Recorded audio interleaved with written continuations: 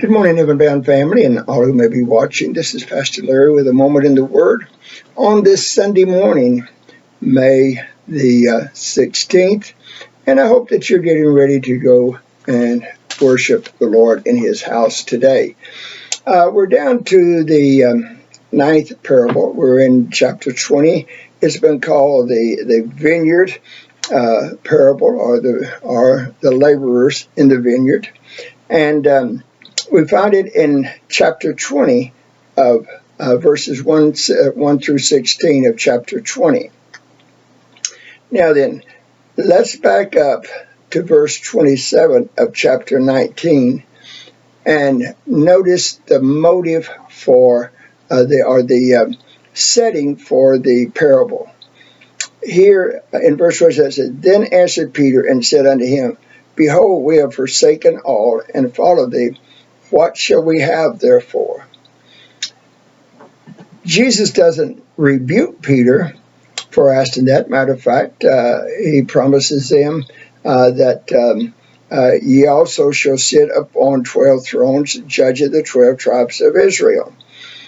But then he gives a parable. What Peter is actually saying in verse 27 is, Lord, what's in it for us?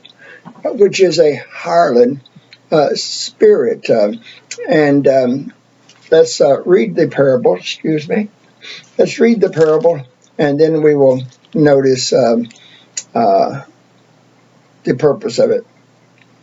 He says, "For the kingdom of heaven is like unto a man that is an householder, which went out early in the morning to hire laborers into his vineyard."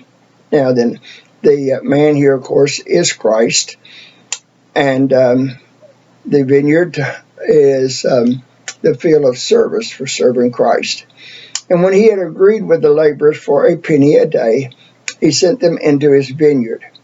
And he went out about the 9th hour, which would be the 3rd hour, and saw others standing idle in the marketplace. Let me make that plain. He went out at 9 o'clock, which would be the 3rd hour. And he said unto them, Go ye into the vineyard, and whatsoever is right I will give you. And they went their way. Hold on to that. Notice here, he doesn't promise them a certain amount. He just simply says unto them, you go and you labor, and whatever is right I will give you. We notice here the sovereignty of God. The vineyard is his. The laborers are hired by him. He is the master of the vineyard. He is the sovereign God. And what he is saying here is that he will be fair with them. He will use justice in judging what he chooses to pay. We will see when we get through the parable that grace is also an issue here. In other words, sovereignty, justice, and grace. He is the sovereign Lord over the vineyard. He will give them a just reward.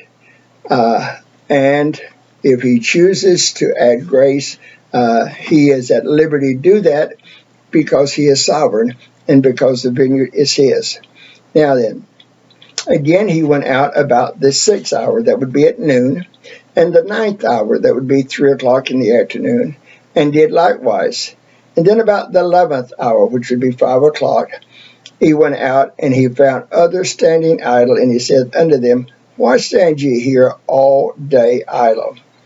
They said unto him, Because no man has hired us. He said unto them, Go ye also into the vineyard, and whatsoever is right, that shall ye receive. In other words, whatever he, the sovereign God, feels is right, he is at liberty to give out of his grace. So when evening was come, the Lord of the vineyard saith unto his stewards, Call the laborers, and give them their hire, beginning from the last unto the first. And when they came that were hired about the 11th hour, they received every man a penny, which was a day's wage. But when the first came, they supposed that they should have received more, and they likewise received every man a penny. In other words, they received what they agreed upon. If you go back to the very first, they're at the first hour there, he promised them a penny.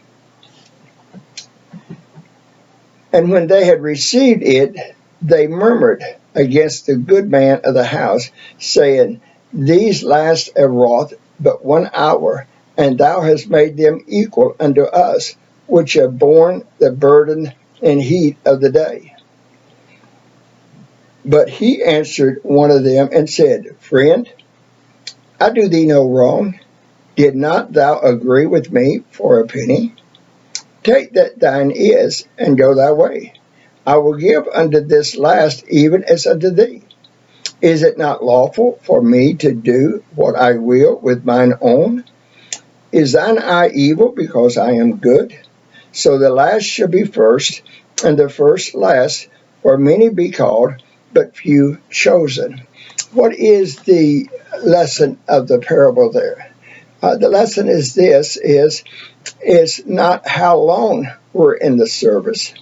We may get saved at a very young age, and we may live to a ripe old age and labor all of those years, and someone else may get saved on their deathbed.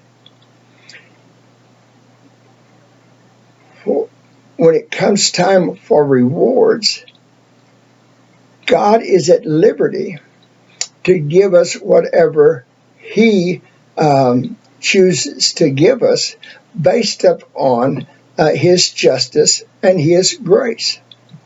Now then, if you go to 1 Corinthians chapter 3, verses, I believe it's 13 through 15 there, the Apostle Paul explains how things will work at the judgment. If we go over to Revelations chapter 19, I believe it is, he says, Blessed are they that die in the Lord. Yea, henceforth, saith the Spirit, they shall rest from their labors, and this is the key, their works do follow them. So, when we die, if we are a child of God, we are carried by the angels into the presence of the Lord. 2 Corinthians 5:8 says to be absent from the body is to be present with the Lord. Now then, the things that we have done in life, they're going to follow us to the judgment. And what we have done in life, if we've done it murmuring and complaining and so forth, it is going to come through the fire as wood, hay, and stubble, and we will lose our reward, even though we're saved. On the other hand, if our motive was right, if what we did out of a proper motive, out of a simple desire to serve, out of a love for the opportunity to render service for the Lord, then our works are going to come through the fire as gold, silver, and precious stone, and we will receive a reward. And what the parable is teaching is that it's not how long we serve, but the motive with which we serve. This is Pastor Larry with a moment in the Word on this Sunday morning. Be blessed. Go out to God's house today. Worship the Lord. Be a blessing to God's people, to your pastor, and to the Lord himself as you worship him in spirit and in truth. Do that. God will bless you, and you'll have a blessed day.